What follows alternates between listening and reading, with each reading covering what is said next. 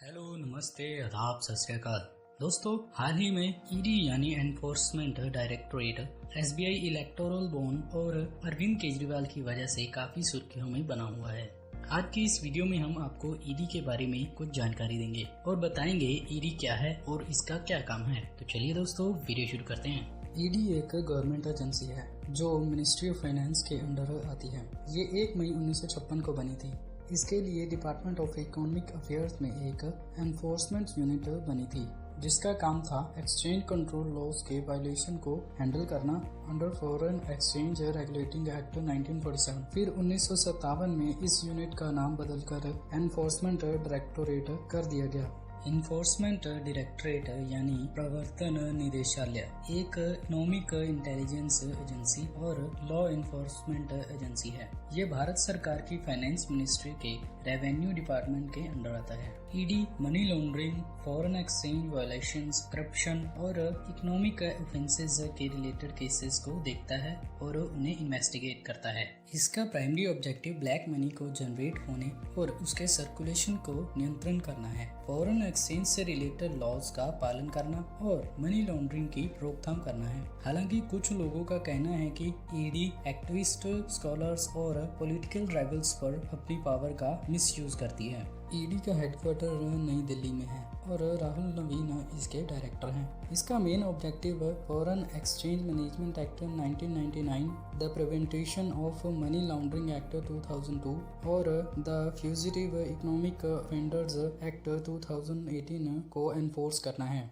इसके 5 regional offices Mumbai, Chennai, Chandigarh, Kolkata, Delhi में है, जिसका हेड स्पेशल डायरेक्टर होता है। इसके जोनल ऑफिसेज पुणे, बेंगलुरु, चंडीगढ़, चेन्नई, कोच्चि, दिल्ली, पणजी, गुवाहाटी, हैदराबाद, जयपुर, जालंधर, कोलकाता, लखनऊ, मुंबई, पटना, श्रीनगर में है, जिसके हेड जॉइंट डायरेक्टर होते हैं। इसके सब जोनल ऑफिसेज मंगलुरु, भुवनेश्वर, कोझिकोड, इंदौर, मदुरई, नागपुर, इलाहाबाद, रायपुर, देहरादून, रांची, सूरत, शिमला, विशाखापट्टनम और जम्मू में है, जिसके हेड डिप्टी डायरेक्टर होते हैं। जो offences prevention of money laundering act 2002 के अंडर पनिशेबल होते हैं, उनके ट्रायल के लिए सेंट्रल गवर्नमेंट हाई कोर्ट के चीफ जस्टिस की कंसल्टेशन के साथ एक कोर्ट ऑफ सेशन या एक से ज्यादा कोर्ट ऑफ सेशन डेजिग्नेट करते हैं, जिसे स्पेशल कोर्ट कहा जाता है।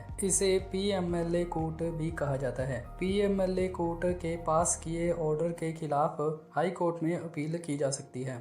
जुलाई 2022 में यूनियन गवर्नमेंट द्वारा पार्लियामेंट में शेयर किए गए डाटा के अनुसार पिछले 17 सालों में जब से ये लॉ पास हुआ है, पीएमएलए के अंडर 5422 रजिस्टर्ड केसेस में सिर्फ 23 लोगों को ही अपराधी ठहराया गया था। प्रधानमंत्री नरेंद्र मोदी की सेकंड टर्म में ईडी के केसेस में 6 गुना इजाफा हुआ है, जिसके बाद अपोजिशन पार्टीज ने आरोप लगाया कि भाजपा अपने राजनीतिक हितों के लिए ईडी का दुरुपयोग कर रही है। अप्रैल 2023 में सुप्रीम कोर्ट ऑफ इंडिया ने नरेंद्र मोदी के नेतृत्व में बनी सरकार पर सेंट्रल एजेंसीज के मिसयूज करने का आरोप लगाने वाली 14 अपोजिशन पार्टीज की याचिकाओं को खारिज कर दिया था।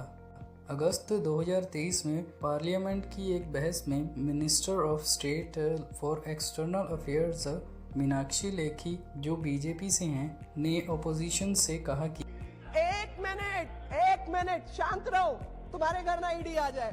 लोगों को लगता है कि गवर्नमेंट पीएमएलए का मिसयूज करके उन लोगों को चुप करा रही है जो गवर्नमेंट के खिलाफ बोलते हैं। बात करते हैं ईडी को नियंत्रित करने वाले पार्लियामेंट एक्ट की। सबसे पहला है फॉरेन एक्सचेंज मैनेजमेंट एक्ट 1999। उसके बाद है prevention of money laundering act 2002, fugitive economic offender act 2018, conservation of foreign exchange and prevention of smuggling activities act 1974।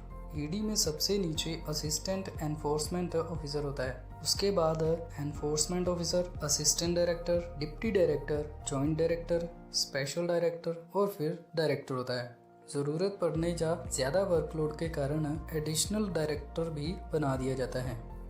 दोस्तों ये थी ईडी के बारे में कुछ जानकारी। आज की वीडियो आपको कैसी लगी कमेंट बॉक्स में ज़रूर लिखें और हमारे चैनल को सब्सक्राइब ज़रूर कर लें ताकि आने वाली वीडियोज़ की जानकारी आपको सबसे पहले मिल सके।